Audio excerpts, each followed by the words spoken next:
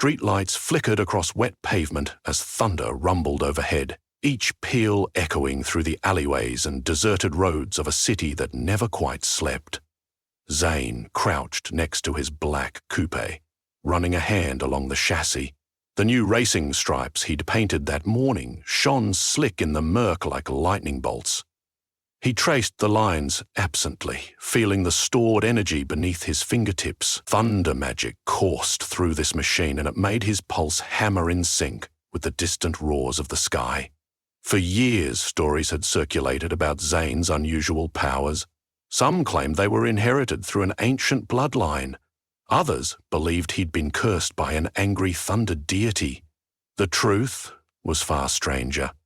On a storm-lashed night when he was still a teenager, he'd sensed a crack in the atmosphere. Pulsing turquoise light reached for him like a hand from another plane. His heart pounded in time with the thunder, and something woke inside him. From that night on, each roll of clouds overhead filled him with a surging, electric confidence that fused with revving engines and hot asphalt. Even without his magic, Zane would have outclassed most opponents, but with thunder magic coiling in his veins, he was the fastest, wildest street racer in a city that prided itself on speed. Winning meant money, fame, and rumor upon rumor. It was exhilarating to lay everything on the line, unleashing arcs of power that seemed impossible. There was one catch. The more he raced, the more that intangible crack in the atmosphere grew. He didn't know it at first, but along the edges of his vision he started to see small ripples in the night sky. They looked like shimmering curtains, ephemeral illusions. Then he began hearing faint whispers, like foreign radio stations that drifted in and out of static. Something was shifting in the reality around him, and his thunder prowled at the edges of that crack, threatening to tear it wide open. On this particular evening, the stakes were higher than ever. Word had spread of an underground tournament, each race bigger and more dangerous than the one before it. Racers from cities near and far poured in, desperate to prove themselves in the presence of the legendary Zane King. The final round would be broadcast in the darkest corners of the magical underworld, where a hidden culture of sorcerers, jinns, and revenants thrived away from mortal eyes. If Zane wanted to keep his title, he'd have to race, and the city's dimension-rending storms would follow in his wake. Rain splattered against his jacket sleeves as he closed the hood. That's when his phone buzzed. It was a message from Willow, his only true confidant. A mechanic with a knack for tinkering with powers beyond normal mortal comprehension, she'd discovered the racing world's arcane side courtesy of a half-ruined spellbook she'd inherited from her grandmother. She used those scribbled, archaic instructions to build wards into car engines that, if done correctly, harnessed the energies swirling around them. Zane checked her text. "Big trouble. Meet at the garage. Hurry." He shoved the phone back into his pocket. Adrenaline already spiked under his skin, sending tiny sparks crackling across his knuckles. With a quick turn of the key, his coupe roared to life, the engine's growl haloed by a subtle rumble of thunder. Flickering arcs of blue danced along the side mirrors, scaled by the objects attuned to the hidden frequencies of magic. The neon corridor of the city blurred outside Zane's windows, headlights tracing reflections across puddles. Police sirens moaned in the distance, but they never reached him. He'd always been too fast, slipping through lead-footed pursuit with supernatural ease. Within minutes, he drifted straight into Willow's garage, the brakes squealing just enough to show off. He stepped out into acrid fumes and workshop clutter. Willow sat at a metal desk, reassembling a tangle of wires under a bright lamp. Her bleached hair was streaked with engine grease, and her fingers deftly plucked at the improvised ward contraption like a pianist on caffeinated overdrive. She barely glanced up when he entered. "You took your sweet time," she said tersely, setting the device down. Her eyes narrowed. "The next race is going to be different. Something's off about the energy in the city." Zane leaned against the car, crossing his arms. He listened carefully. "You think old man Orion is behind it?" Orion was a reclusive figure, rumored to have harnessed some kind of cosmic magic. He'd vanished, gone off-grid for years. Racers whispered that only Zane's thunder magic had kept Orion from returning and kept over the sea. Willow shook her head quickly. No, it's not Orion. He's a small fish in this ocean. This is bigger. Much bigger. I've been studying the wards, trying to strengthen the protection on your coop, but the signals out there are going haywire. There's this presence. Tried to slip through the wards last night. Don't know who or what it is, but it's strong. Zane's chest tightened. He recalled the shimmering curtains in the sky, the faint whispers, like something's trying to push through from another dimension. It's not just trying. It's succeeding. She took out a battered tome, flipping through pages of archaic writing. Street racing is never just about speed. Adrenaline, chaos, friction, those are catalysts. Whenever you rev your engine, you stir them up, and your thunder magic multiplies the effect. If these races keep escalating, those rifts in the sky won't just be illusions.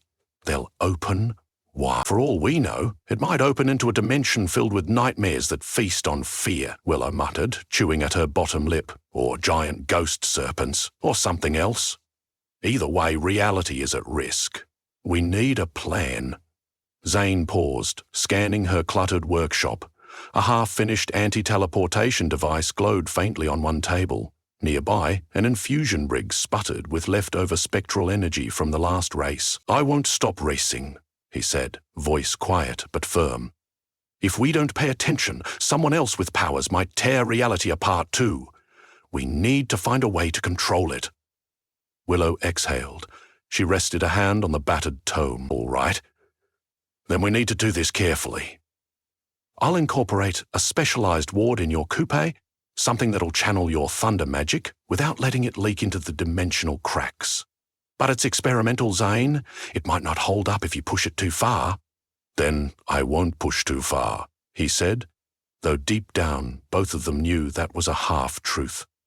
The next race was rumored to be the most brutal in the city's history. Holding back might mean losing, and Zone couldn't afford to lose. Not when shadowy figures were starting to lay claim to his turf. Willow instructed him to pop open the hood, and she went to work. Runic etchings glowed faintly along the engine block, winding like a labyrinth of silver lines. She placed small quartz crystals, each etched with minuscule wards, into slots carved into the air filter. When she hammered the hood back down, a ripple of violet sparks spat across the surface and died out. That should do it for now, she said, wiping sweat from her brow. But whatever you do, don't get into a side race tonight. Go straight to the main event. Drive only when you must. The more you feed that thunder, the more reality trembles. Zane responded with a tight nod. Wordlessly, he got back into his coupe. The engine snarled to life as he put the car in reverse. Lightning forked in the sky once, a harbinger. Willow stepped back from the brilliance of the headlights covering her eyes. He sped away, tires squealing into the storm-lashed night. Soon, the raceway's staging ground emerged along the crumbling edges of the city. An abandoned airport tarmac now served as a lawless stretch of asphalt for high-stakes showdowns. A labyrinth of rusted chain-link fences skirted the area, graffiti scrawled on every surface. Dozens of modified cars waited, their owners milling around in cliques. Some wore talismans that glowed softly under the sputtering floodlights. Zane parked near the older hangar. Reaching into the pocket of his jacket, he withdrew a small disc etched with an intricate thunder sigil. Willow had given it to him once, telling him it served as a fail. He ran his thumb across it nervously and stepped out into the cool drizzle. There were the usual faces, Kian and Farah, siblings rumored to harness wind magic. At least that meant he wouldn't be the only elemental user in tonight's lineup. Another racer, Harpy, possessed wings concealed by illusions. Zane had never lingered on what she looked like when the illusions fell. On the periphery, a handful of others exchanged hushed words, their tattoos glowing faintly. Each claimed a piece of arcane power, willing to gamble everything for a single taste of victory. In the center of it all stood Locust, a towering figure with arms as thick as tree trunks and eyes that burned an unsettling red. People used to dismiss Locust as an overhyped bruiser, until he started crushing local tournaments with raw speed and something unnervingly vampiric about his aura. He trounced every rival, leaving them shaken or hospitalized. Now, he fixed his fiery gaze on Zane and smiled in a way that suggested he wanted more than just a race. He wanted a feast. "Zane, I've been looking forward to you," Locust boomed, striding over, water beading on his shaved head. "I hear you've got the thunder. I want to see if it crackles as loudly as they claim." Zane remained calm, letting his heartbeat settle into a measured rhythm. "Careful what you wish for," he replied quietly. Locust's grin widened. "The final race is in less than an hour. Let's see who crosses that line first, and who's left behind." Without another word, Locust turned and walked away, merging into a crowd of onlookers. Zane shoved his hands into his jacket pockets. He could feel arcs of power itching to escape from beneath his skin. The wards Willow had installed hummed along the side of the coupe, resonating with his aura like a choir warming up. The drizzle thickened into a steady drizzle-laced wind. Overhead, clouds churned fiercely and lightning danced across their belly in brilliant flashes. Around the tarmac, organizers and watchers hurried to get into place. The finishing line was set at the far end of the runway, near a row of buildings in advanced stages of decay. Spectators gathered on rooftops and behind chain-link fences, excitement overshadowing any sense of caution. They wanted a show. They wanted to watch power and speed converge. Soon, the loudspeakers crackled to life. An unseen announcer's voice thundered across the runway, welcoming fans to the legendary race that would decide the next era of street racing. Cars lined up at the starting mark, engines revving while floodlights snapped on, illuminating an unearthly corridor of wet asphalt. Zane rolled the coupe into position, flanked by Kian's sleek convertible and Locust's monstrous muscle car. "Remember," Zane said under his breath, focusing on the wards, "we can't rip open the sky." As the engine's roars merged into a deafening crescendo, the thunder above answered in kind. Zane's heart rate soared. This was it. No turning back. The announcer counted down from 5, each number punctuated by a flash of lightning, as though the heavens were amplifying the beat. "Go!" the announcer shouted into the crackling speaker system, and in that instant, all the vehicles shot forward, flames belching from exhaust pipes, tires shrieking. Zane felt his thunder surge, coursing from his chest into the engine. Sparks rippled across the asphalt. His coupe tore ahead, forging an illuminated path of electric arcs, the wards pulsing in time with his heartbeat. Flickers of energy danced around the windshield, giving him an otherworldly clarity of vision. He heard the whoosh of Kian's wind magic slicing through the air behind him. He felt Locust's raw power looming on his flank like a hungry predator. The tarmac blurred around them. In the corners of his vision, those shimmering curtains appeared again, swirling more violently this time, as if drawn by the gravitational pull of the race. Halfway down the runway, a strategic bend forced them to weave around orange-lit barricades and shattered cargo crates. Sensors on high alert, Zane drifted around the first turn, releasing controlled bursts of thunder to counterbalance the slickness of the ground. A hair's breadth behind him, Locust roared past Kian with a savage grin, his muscle car leaving swirling shadows in its wake. Then Ferris swept past them in a convertible enveloped by ghostly wind, nearly colliding with Zane's rear fender. She forced him to accelerate even further. The wards on his car sputtered for a moment under the massive surge of thunder. He held his breath. If the wards went out here, reality would tear like tissue paper. Another drift, sharper this time. All the while, the crowd's roars and the lightning overhead provided a symphony of chaos. Dimly, through the haze, Zane spied the finishing line in the distance. The swirling curtains at the edges of existence glowed brighter.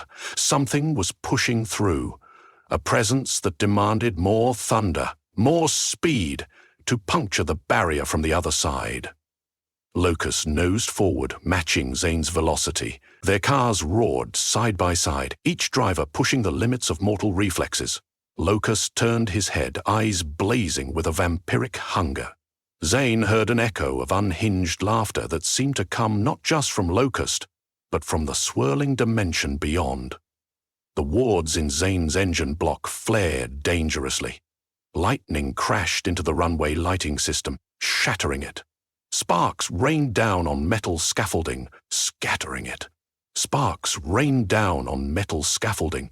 The darkness that swept the tarmac was broken by the flicker of headlights, the glow of magical wards, and the relentless forks of lightning overhead. Neck and neck they careened toward the finish.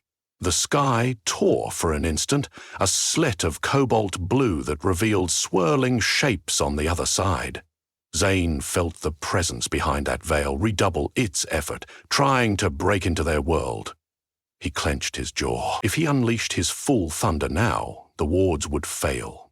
But if he lost, then Locust drunk on victory and raw hunger would be unstoppable.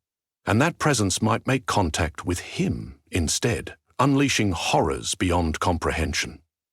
Another wave of wind battered the coupe as Kian re-entered the race, forcibly gliding between them. Zane realized in a flash of insight that it was now or never. The finish line was seconds away. He reached into his jacket with one hand and squeezed the thunder sigil disc Willow had given him. It seared his palm, and he felt the wards in the coupe link with the disc in his hand. The combined resonance shot up his spine like an electric current. Goosebumps prickled his arms. He whispered a silent plea to the thunder. Power responded, but it was different this time. More nuanced, controlled. Not just raw speed. With a cry of exertion, he channeled that magic through the wards. Instead of tearing the dimension, the wards siphoned the energy, forming a funnel. A column of violet lightning encased his coupe in a protective shell. The car surged ahead, slicing past Kian's convertible like a bolt from the heavens. Only Locust remained, matching him with an otherworldly power that sapped the darkness around them. The finish line shimmered 20 yards away. Zane grit his teeth, pushing the funnel of contained thunder forward. Sparks hammered Locust's muscle car, forcing him to swerve. Zane saw the vampiric glow in Locust's eyes falter, his roar of defiance muffled by the crackle of magical lightning. Then Zane shot across the finish line. He slammed on the brakes, back tires locking. The coupe spun sideways, shrieking across wet concrete until it came to a halt amid a frenzy of glimmering sparks. His heart pounded. The wards flickered once, then fell silent, the funnel of thunder draining. Zane sucked in a shaky breath as the rest of the racers screamed past in a blur, fighting for second place. A wave of watchers rushed forward, cameras flashing, cheers and curses overlapping in the gloom. Locust's muscle car spun out beyond the finish, smashing into a barricade that collapsed under the weight. For a moment, nobody could see him through the billowing smoke. Then the door was kicked open, and he staggered out, eyes blazing with unquenched rage. But the aura of unstoppable aggression that had surrounded him was gone. Dispelled, perhaps, by Zane's final strike of thunder. The scoreboard, rigged with improvised magical illusions, glowed fiercely with Zane's name on top. He had won. But far more important, the dimension-rending presence had not broken through. Panting, he leaned on the coupe. The shimmering curtain was still there in the sky, but it looked less violent. The tear had mended into a subtle ripple, nearly invisible. A voice crackled through the loudspeaker. And the winner is Zane King, the unstoppable Thunder Rider. Applause rippled through the crowd. Zane fought the urge to throw his arms in the air in victory. He glanced skyward. A final deep peal of thunder sounded like a cosmic exhalation. The dimension might still be scuffed at the edges, but for now it remained intact. Across the runway, Kian and Farah exchanged grim looks, though they managed nods of respect. Harpy, illusions glitching around her, let out an impressed whistle, while the lesser-known racers merely gawked. Locus began stalking toward Zane, fists clenched. "That was no ordinary speed," he hissed, voice low. "You've tampered with dark powers. Who else can do that?" Zane managed a half laugh. "Dark powers? No. Mine's a storm, not Nightshade." The moment he said it, he could feel the wards in the coupe finally powering down. An uneasy hush settled over the crowd, uncertain about Locus' next move. Before Locus could lunge or hurl a curse, Willow appeared in the throng, carrying a small cross-shaped talisman. She locked eyes with Locus, and her expression offered a clear warning. She knew exactly how to neutralize that vampiric aura if he tried anything reckless. Locus bared his teeth, but ultimately turned away, murder flickering in his gaze. He strode off, slamming the door of his battered car. Squealing tires carried him away. The intense tension in the air receded. By then, the crowd's attention had shifted back to Zane. They jostled for a closer glimpse, some in awe, some in fear. But one thing was clear. He was a champion unlike any other. Word of his thunder magic had turned into undeniable proof, etched in the scorched tarmac and the swirling half-healed rift in the sky. Willow gently tugged at him, urging him away from the throng. They retreated behind a half-collapsed hangar, away from the floodlights and cameras. The storm clouds above were clearing, leaving behind stars that gleamed sharp through the crisp night air. "You did it," she breathed, pressing a hand to the coupe's hood. "You contained yourself, contained the thunder. You won, and you saved." "Well, everything," Zane gave a shaky grin. "For now." "Next time might be harder," she admitted. "We still don't know exactly what's on the other side of that tear." "Whatever it is," he replied. "I'll be ready." He raised the thunder sigil disc in his hand, turning it over to reveal tiny cracks in the etched symbol. It had barely stayed intact. Willow bit her lip. "I'll try to craft a better one. The wards, too, they need improvement. Think you can hold off on world-shattering races until then?" Zane glanced at the sky, mindful of the muffled laughter he thought he heard echoing earlier. The presence hadn't given up. It was just temporarily repelled, like a prowling predator that bides its time. "We'll see," he said softly. "Racing is my life, but I'll do it in a way that won't destroy us all." Willow nodded, satisfied with that vow for now. Together, they peered through the gap in the hangar's wall, watching the throng gather to celebrate the aftermath of the race. Broken barricades, sizzling scorch marks on the runway, and the whine of uncertain applause. This was the twisted carnival that followed every Thunderfield spectacle. Eventually, the city's neon horizon beckoned them home, away from the tangled wires and shimmering illusions. There would always be new challenges, new wards to forge, new arcs of thunder to conjure. The rifts in reality might never fully seal, but as long as Zane King guarded the boundaries, tempering raw power with fearless control, there was hope that the city and the world would keep spinning, unshredded by cosmic storms. And in that moment, though the smell of burnt rubber and ozone still thickened the air, and though the roar of victory lay behind him, one truth stood out. Sometimes the greatest triumph wasn't just crossing the finish line first. It was doing so without ripping apart the fabric of reality along the way. He gripped the coupe's door handle, feeling the hum of residual thunder in the metal. The magic that coursed through those racing stripes remained strong, potent. He let it settle deep inside him, forging a delicate alliance between power and restraint. Overhead, a final, distant echo of thunder murmured in the clearing sky. "Let's head back," he said, the slightest smile tugging at his lips. "We've got more work to do." With that, he and Willow climbed into the coupe, leaving behind the battered runway and the crowd vying for rumors about the Thunder Racer. The engine purred as gently as possible, and for once Zane held back from setting the very air ablaze with speed. Tonight was a night for reflection. The next battle to keep reality intact could begin at any moment, and they needed to be ready. He drove into the city, accompanied by the faint whispers of the dimension that lurked just out of sight. Yet at the same time, he felt an immense satisfaction mingle with cautious relief. He'd proven that thunder could be harnessed without sacrificing the world. In the hush that followed, he realized that, in a way, his entire life had been a race to save reality from powers greater than any single champion should face alone, and for now at least he'd won.